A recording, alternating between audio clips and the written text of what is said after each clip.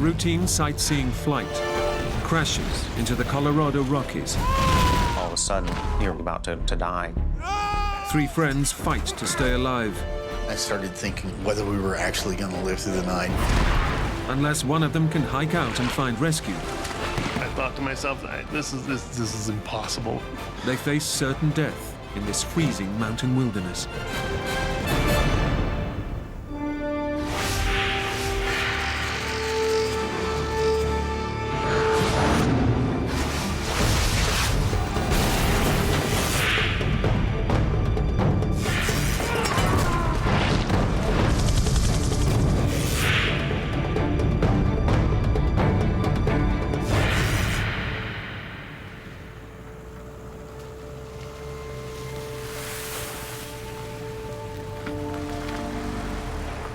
At a small airport in New Mexico, Tommy Robbins has planned a surprise for his brother-in-law. I figured it would be very nice to rent an airplane and tour the area from the air. I was really looking forward to the flight.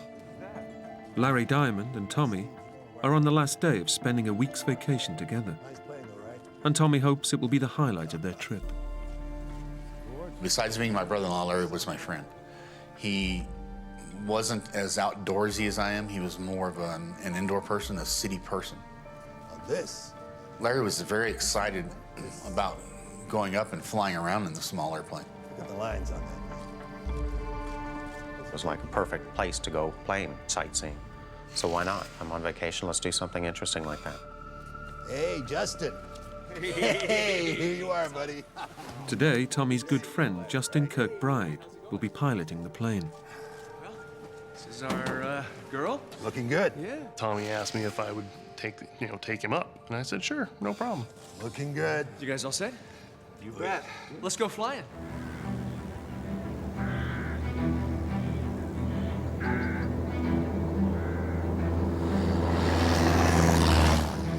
Both Justin and Tommy are qualified pilots, with experience of flying over the Colorado Rockies. We were gonna go up and basically do my standard sightseeing flight, and our expectation was to go up and be back for lunch and then head home. Out in open country, the friends find flying is the perfect way to watch the local wildlife. Larry was looking here, looking there, pointing. He was like a kid in a candy store. It was gorgeous, and all positives and nothing but fun and Yahoo, yay.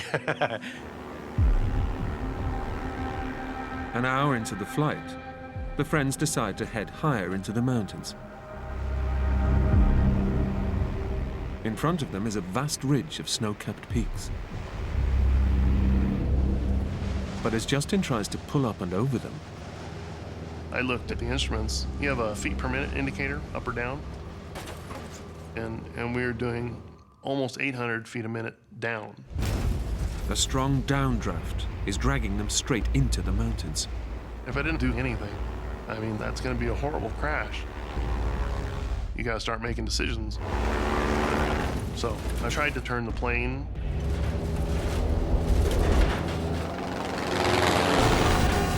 But the stall warning would beep. If you stall, then you fall out of the sky. What I needed to do was get us on the ground without killing anybody. Justin's pilot training kicks in. He knows he has to stay calm. At that point, it became about slowing the aircraft down to minimize the impact as much as possible. Your adrenaline goes off like crazy. All of a sudden, you're about to die. Time slows down.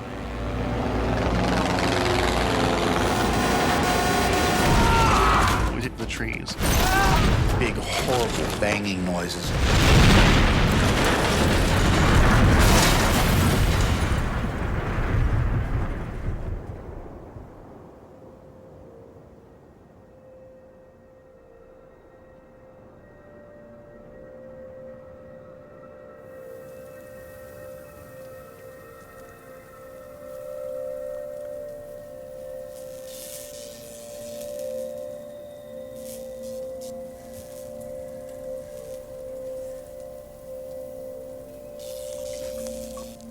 Miraculously, Justin is completely unscathed.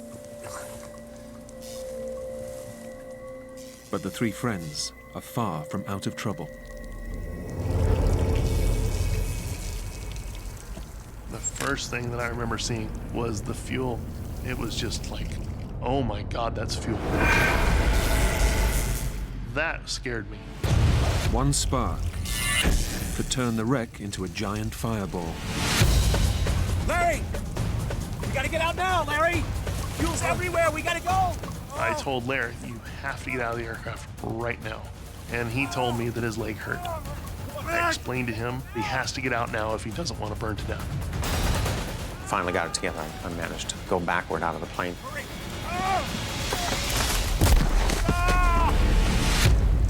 The plane could blow at any second. But Tommy is unconscious. He's taken a serious blow to the head. Wake up! Tommy, wake up, man, we gotta get out of here! Tommy! We got fuel everywhere, wake up! I yelled at him and he didn't respond. Tommy! Please! I was very concerned that I'd killed one of my best friends. Tommy, come on! Justin has to haul Tommy's 220-pound dead weight out of the plane. The first thing I remember is a horrible pain in my side, and I believe that is when Justin broke my ribs.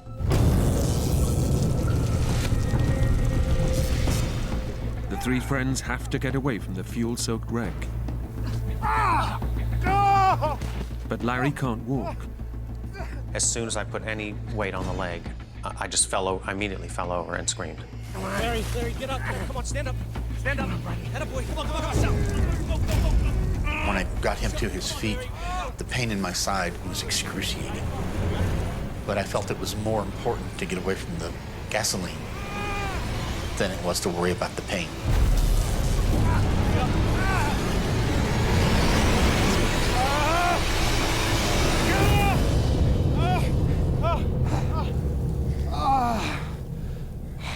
The three men somehow managed to get far enough away and out of danger. I looked at the plane. It was, wow, we could have all died. I thought, we're pretty lucky to walk out of that one.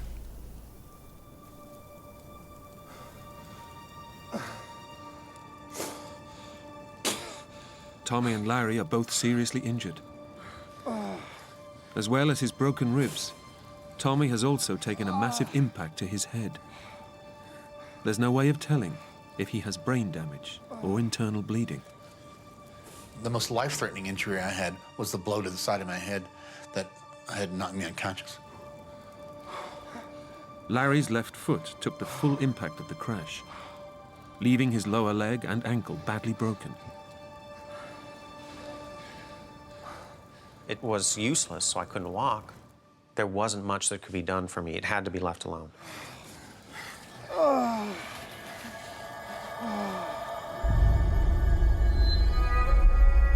Tommy and Larry both need emergency medical care before it's too late. But the men are stranded, miles from rescue, in an inhospitable mountain range. Justin is the only one uninjured. And as the pilot, he feels it's up to him to save them. I definitely had a deep sense of responsibility to protect my friends and to get them the help that they needed.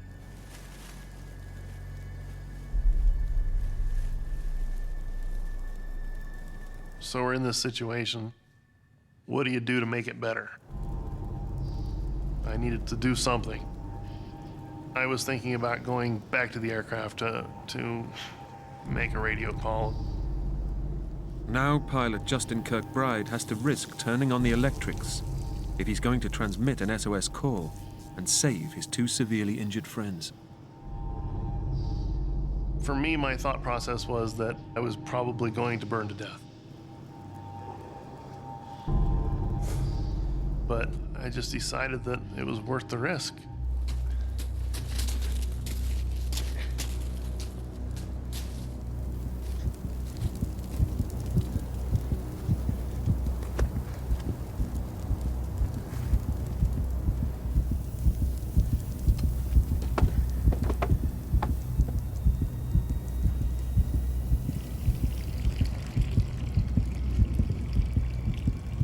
I truly believed that as soon as I turned the batteries on, that it was game over.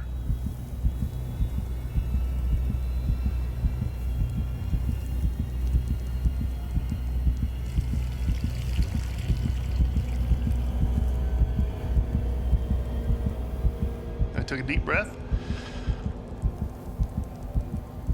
and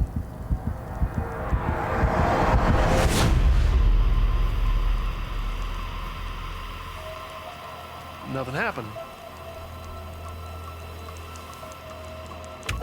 Mayday, mayday, mayday. So I made my call. November 3535 Echo. Cessna 172 due north of Durango in a canyon unknown.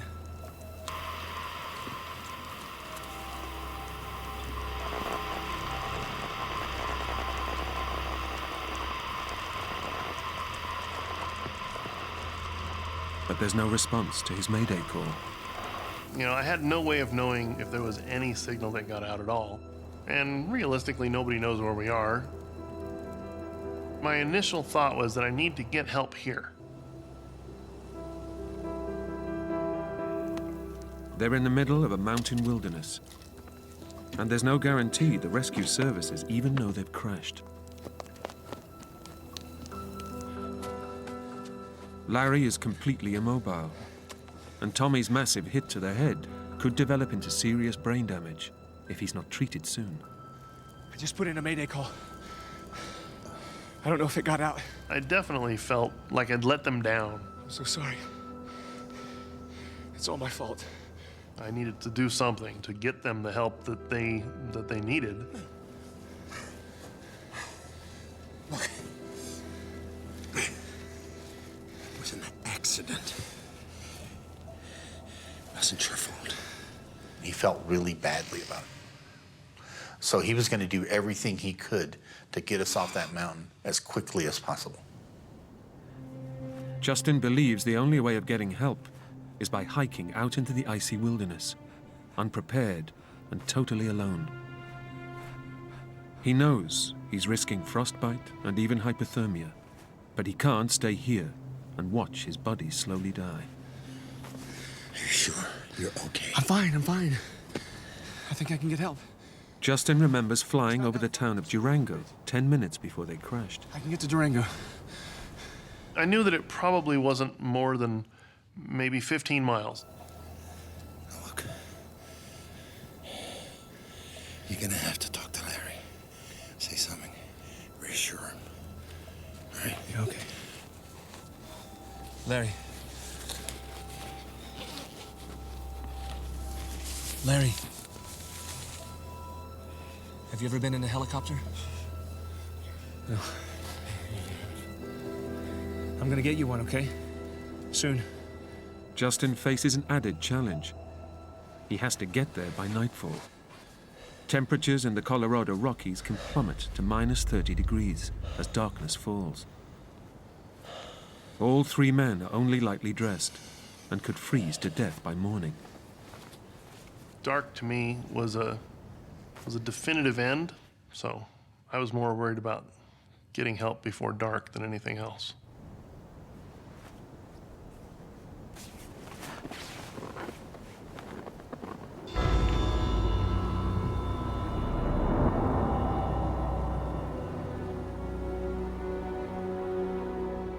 But Justin is actually over 20 miles from Durango, in the middle of a vast, unforgiving wilderness. The rugged terrain and freezing conditions will test him to the absolute limit. Come on. Come on. Come on. Go. Come on. Come on. You know, walking in snow and, you know, no trails, it's not easy.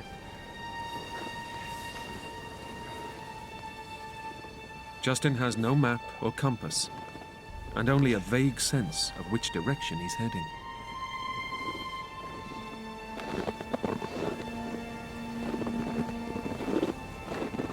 I walked down to the end of the little gully that we were in,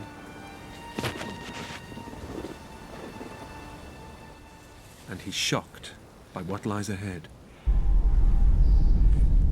I didn't really recognize how far it was until I could look down the canyon.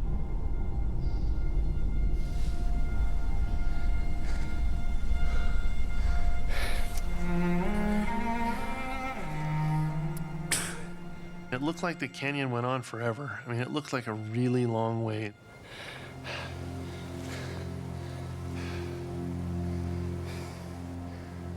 This is impossible. Let's be real here.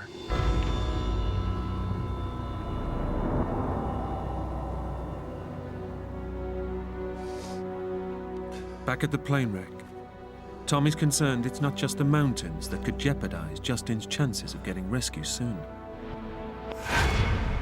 After Justin walked off, I thought that I didn't keep him there quite long enough to see that he wasn't internally injured and he could easily walk down the hill 100 yards away and fall down and bleed out from an internal injury and never know. Tommy is seriously worried about his friend. He knows Justin's body was pumping with adrenaline, which acts as a natural painkiller, and now its effects may have worn off. Between the time of the crash and the time Justin left, again, that was not a long period of time. It was probably 25 minutes. So 25 minutes with adrenaline still pumping, it's hard to assess somebody's condition. All Tommy and Larry can do is sit and wait, knowing that Justin's efforts to save them might be slowly killing him. If Justin hadn't made it out, if he'd fallen and died on the trail or whatever, then we were not in good shape. The task facing Justin is near impossible. He's completely unprepared for the freezing night that looms ahead. And between him and the nearest town are miles of mountains and waist-deep snow. I knew that that probably wasn't doable before dark. But I would have to keep moving because otherwise I was probably going to freeze to death. There are just 3 hours of daylight left, and Justin is already tiring. But if he doesn't find help soon, he and his friends are at serious risk from hypothermia. I was maybe going, a 1.5 miles an hour, maybe, something like that. I wasn't going very fast.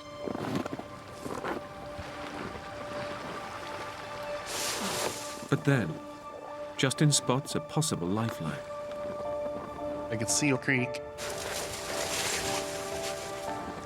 For the most part, it was 6-8 inches deep, so it was easier for me to walk down the creek bed, and I could make better time than I could walking on the banks. The water in the creek is freezing, and the longer Justin spends in this extreme cold, in wet, lightweight clothes, the more he risks hypothermia. But it's his only hope of getting help before nightfall. To get into the creek was a very difficult decision to make.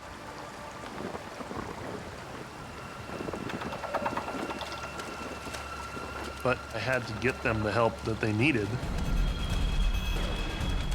And then once I got into the creek, I started running.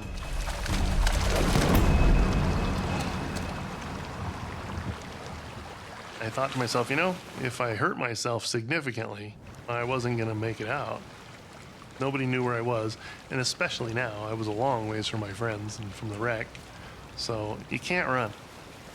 You sprain an ankle and you die.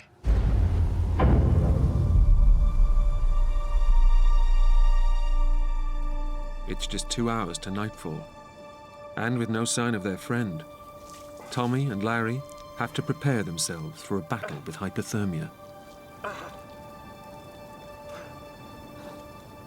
As it was getting colder, that's when it really became scary. Larry's left ankle and lower leg are badly broken. He's unable to move and so generate warmth. And with no guarantee Justin will make it out alive, Tommy knows he can't just sit and watch his brother-in-law die. I would start thinking about planning ahead, seeing what can I possibly do to ensure that we're not going to die here in this spot. not freeze to death. It all depended on what I did, whether we lived the night or not.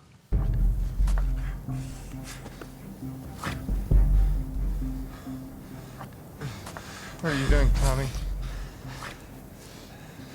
Try and work us a shelter. Tommy took the lead because he had had survivalist type training. There was a great level of comfort knowing that the person that I was stuck with in this difficult situation probably was about the best person it could have been. Tommy knows a shelter will protect them from the worst of the freezing temperatures and could just be enough to get them through the night. But to build it, he will have to risk making his injuries worse by trekking back and forth from the plane. With broken ribs and head injury, I wasn't sure that I'd be physically able to expend that much energy. Tommy's head injury plays havoc with his coordination. With every fall, he puts stress on his broken ribs, risking a life-threatening punctured lung. The pain was horrible. With the broken ribs, it was just very, very painful, pushing back up, getting out of the snow, getting your balance again, and then trudging off again through the snow.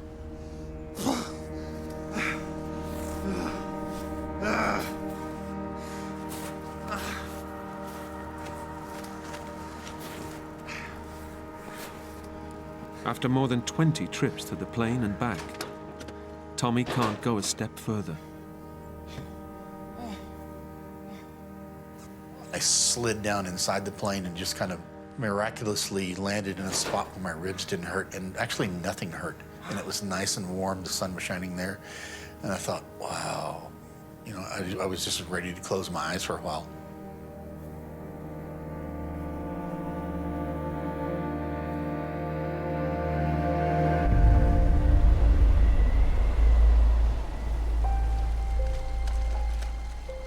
Justin is still miles from the nearest town of Durango.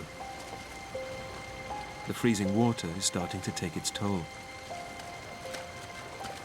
I would say that it was probably as much or more emotionally draining as it was physically draining. I mean, I was wet to, probably mid-thigh, and I'd even fallen down a couple times, and so I was pretty wet. Justin can't stay in the creek much longer. Every minute the temperature drops, his chances of getting hypothermia increase. With just 1 hour of daylight left, he has to find another way of getting help. He has a mobile phone with him, but in this mountain wilderness, he can't get a signal. I made a conscious decision that I would walk for an hour and try the phone. Walk for an hour and try the phone.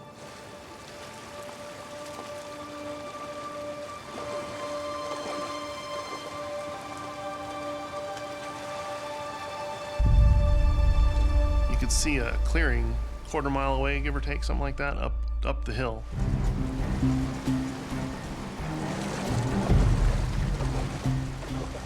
The higher ground might allow Justin to find an all-important signal.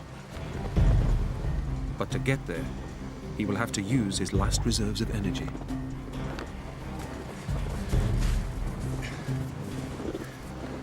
And when I got to the top, I actually had an actual bar.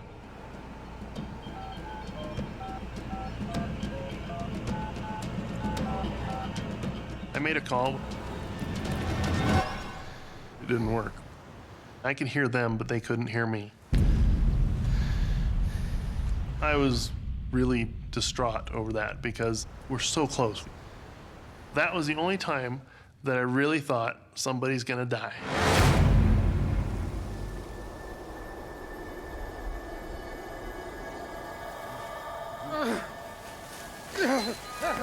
Tommy and Larry are becoming weaker with every passing hour. But they've built a shelter that might buy them some extra time to be rescued.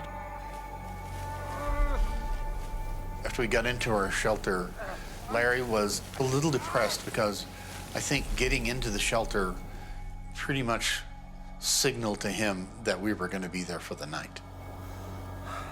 Their basic shelter offers them some protection. But it also brings home to Larry the seriousness of their situation. It became clear that it was going to be an overnight deal, and we didn't even know if anyone was going to come at all. I'm not moving anywhere. I got really scared. We just talked about it. He said, you gotta just keep it together each moment so that you can survive this thing. If you panic, if you freak out, you're not gonna make it.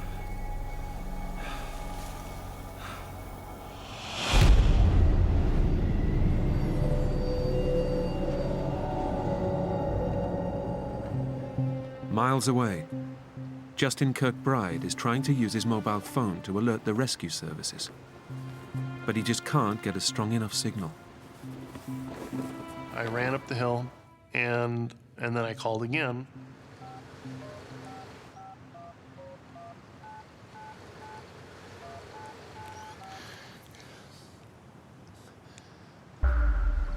Rich, hey, it's Justin Kirkbride. Listen, don't say a thing. And this time they could hear me.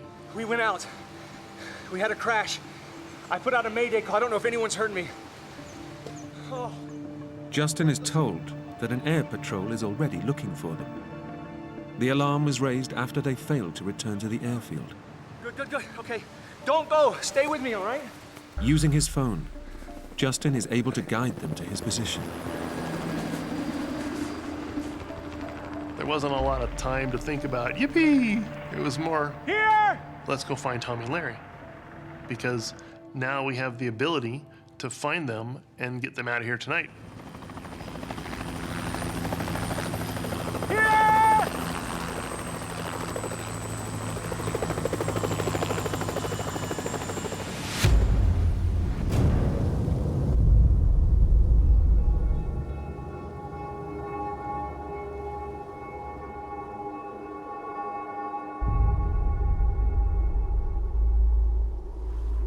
Tommy and Larry are unaware any kind of rescue operation has begun. As darkness falls, the temperature drops below freezing. They're over 9,000 feet up the side of a mountain, with leg and possible brain injuries. Tommy. I can't feel my legs or my feet. I'm so cold. Don't worry about it, Larry. You'll be fine. Larry is not an outdoor sort of person, so everything that was thrust upon him that day was totally alien to anything he'd ever done. Tommy's makeshift shelter offers some protection, but the icy cold still creeps in, and Larry is starting to succumb to the early stages of hypothermia.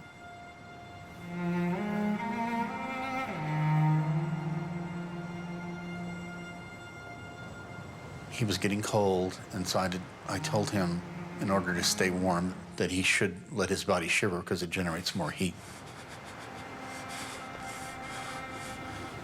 I thought that it was really getting cold, and I was afraid that maybe we would freeze to death in the hole.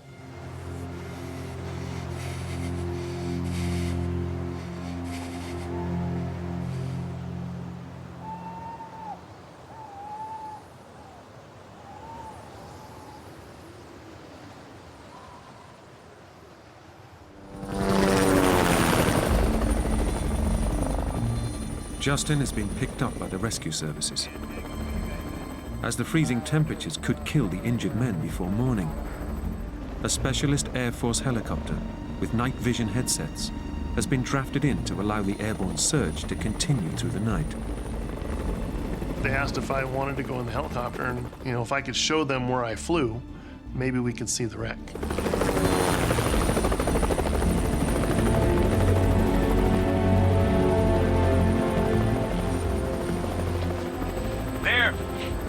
Right there. We crashed about 2/3 of the way up that slope.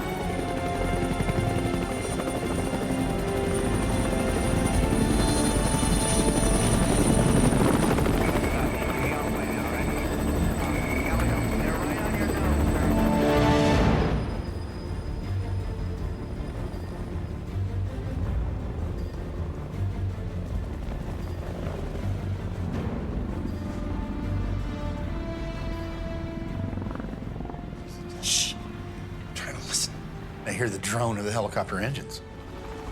And then I saw these lights coming up the valley.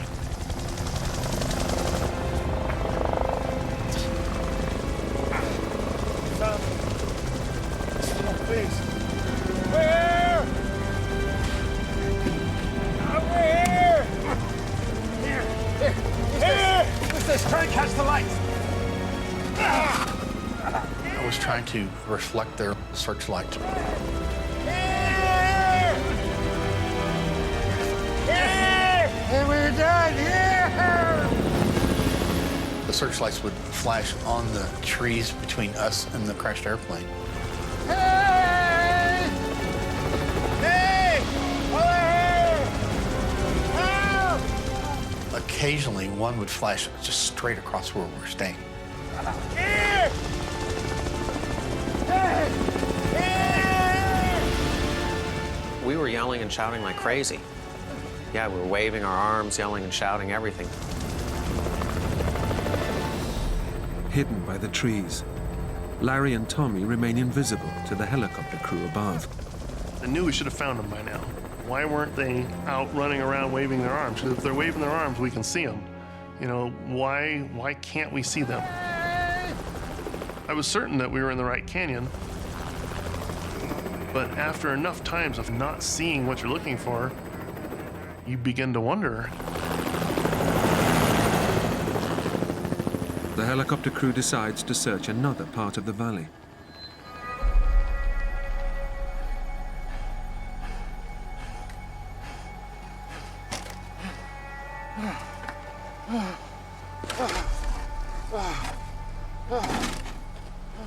Why can't you see us? Because you've just gone over us, right over us, without any indication that you saw us.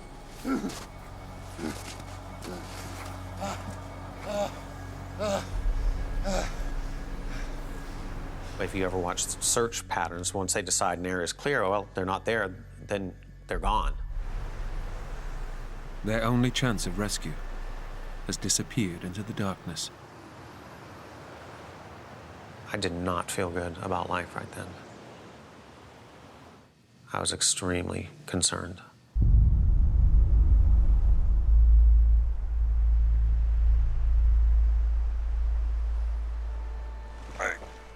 Larry has been unable to move his broken lower leg and shattered ankle for over 14 hours. I didn't know what was going on inside my leg at all. I mean, there's such a thing as gangrene. There could have been a lot of bad stuff going on.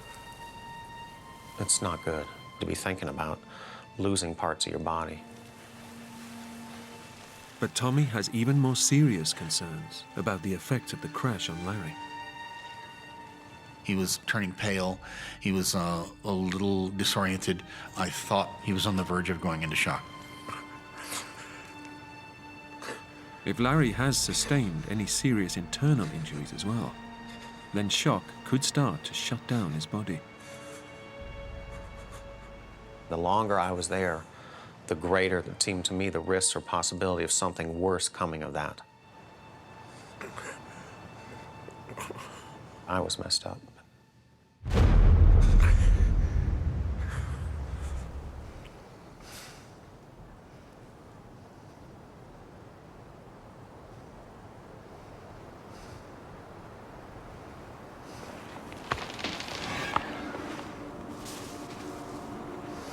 What was that?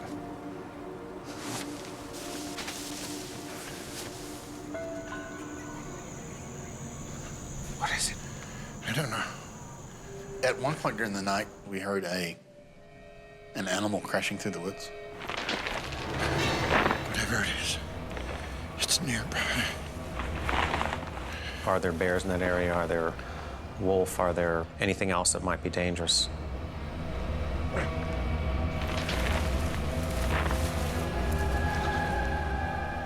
I said to Larry, I hope that's not a bear smelling my blood trail.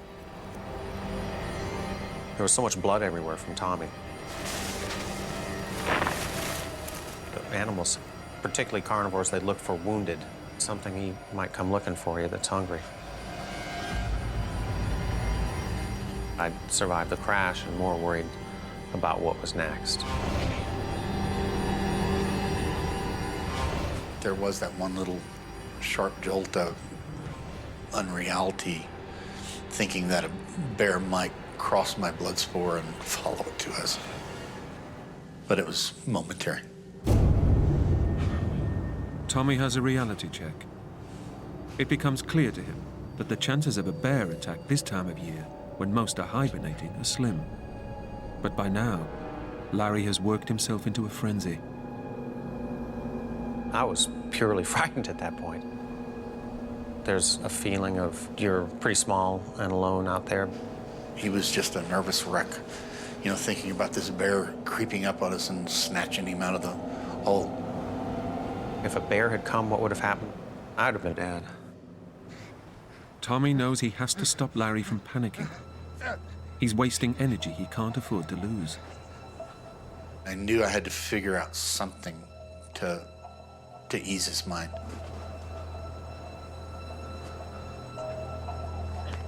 Tommy struggles back to the plane one more time.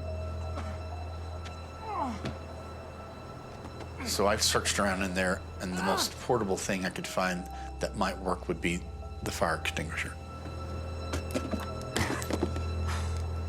So I took that with me back.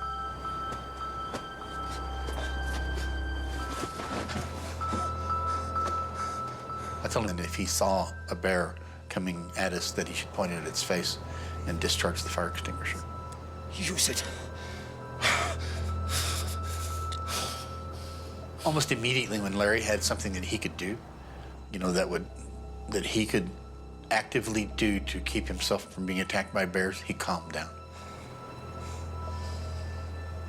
Soon, whatever creature was lurking in the forest disappears into the night.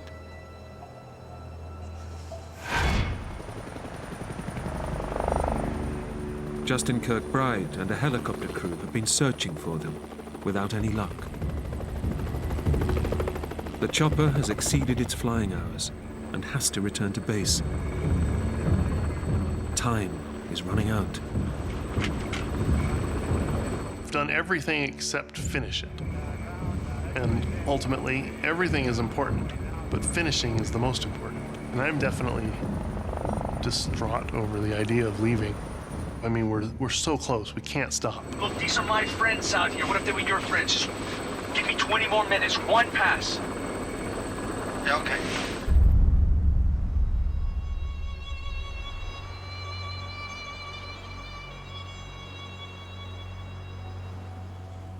The two brothers-in-law are fighting hypothermia and constant pain to survive. Oh, God damn it, this is really bad. I don't think I can make it through the night. Just keep it together, Larry. We're gonna make it. Tommy still has no way of knowing if his head injury is life-threatening. The crash impact may have left his brain badly bruised or bleeding internally. I wasn't sure that I'd be awake all night. I could possibly go into a coma for no telling how long. And I was worried about letting Larry down, and because if I died, he would probably die too.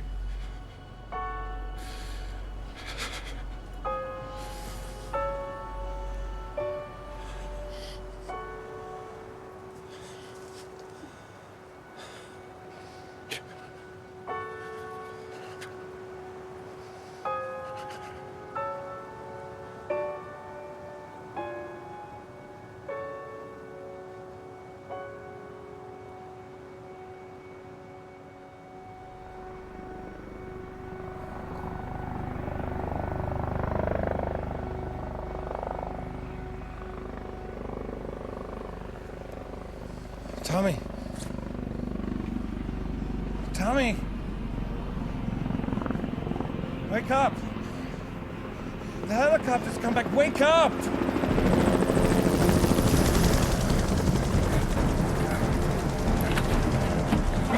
Hey! Hey! Help! Hey, we're here! Over here! Help! When they came back the second time, they were flying much slower. lights were bright when they flashed the lights across us because they were much, much closer. Hey! Hey! The first time, they had come so close and yet not found us.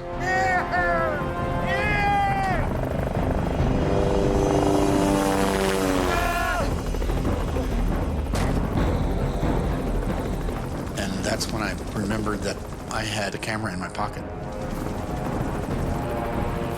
So I got out of the hole, walked over into kind of a clearing.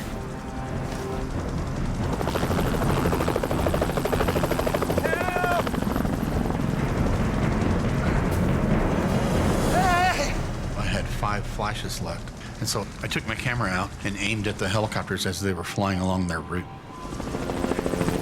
I flashed it as they came by. First low, next a bit up, next straight across from us.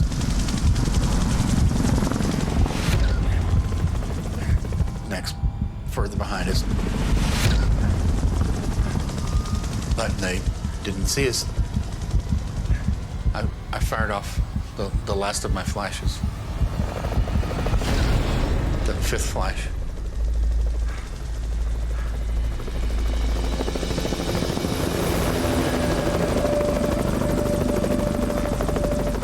And the helicopter paused and started searching with the searchlight. And then they spotted the airplane.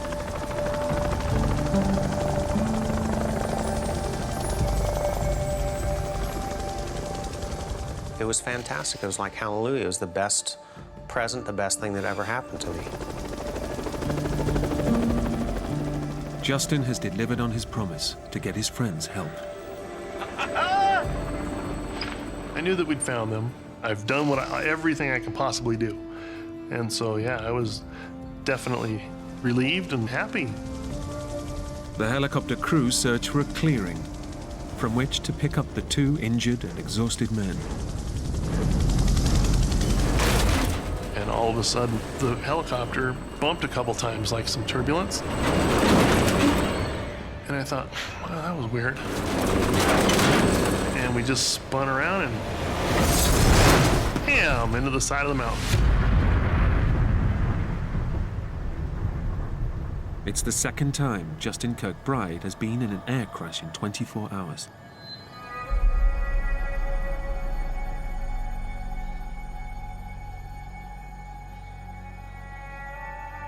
As the night drags on, Tommy and Larry start to wonder what has happened to their friend.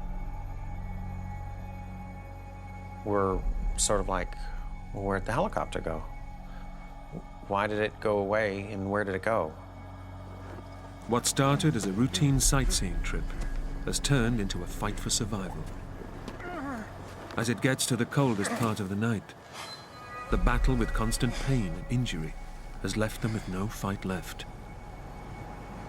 I started thinking about loved ones and my dogs and, you know, whether we were actually going to live through the night. I was tired, I was aching. I was just ready to close my eyes.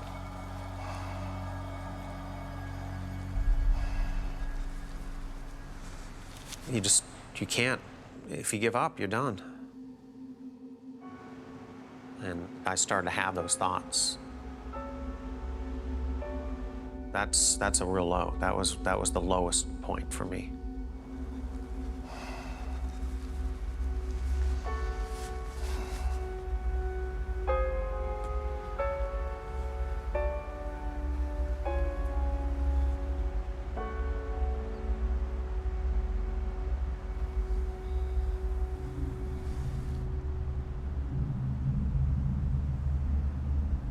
No!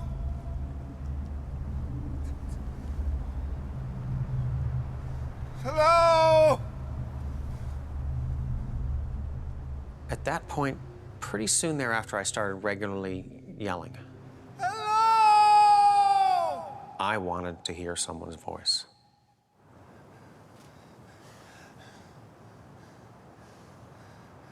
Hello! Hello!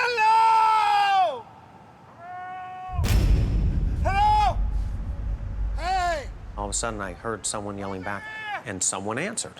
And that is a wonderful, wonderful sound. That is the best sound ever.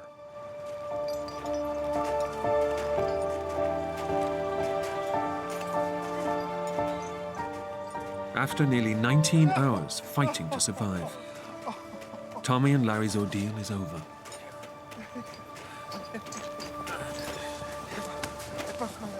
I felt like I could, just let myself go and, surrender to the pains because I no longer really had to do anything.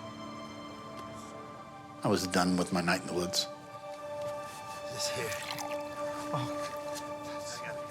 So I knew that we were going to make it at that point. We're basically saved. It was just the best thing ever. Larry and Tommy are saved by a ground-based rescue team working independently from the helicopter crew. The team was dispatched from Durango the minute the plane had been reported missing. The rescuers were guided by the coordinates Justin had given them and followed his tracks in the snow. Under a mile away, Justin and the helicopter crew had survived their crash. The helicopter's main rotor had hit a tree, and it had fallen 70 feet to the ground. But all 8 passengers made it out completely unscathed. Larry and Tommy were airlifted to the hospital in Durango. They were reunited with Justin later that day. None of the 3 friends had any lasting injuries from the crash. Any time that you crash an airplane out of the sky and walk away from it, there is some amount of luck involved. A lot of that luck broke because of the common sense decisions that were made by those 2 guys. I would not be here if it weren't for them, no question.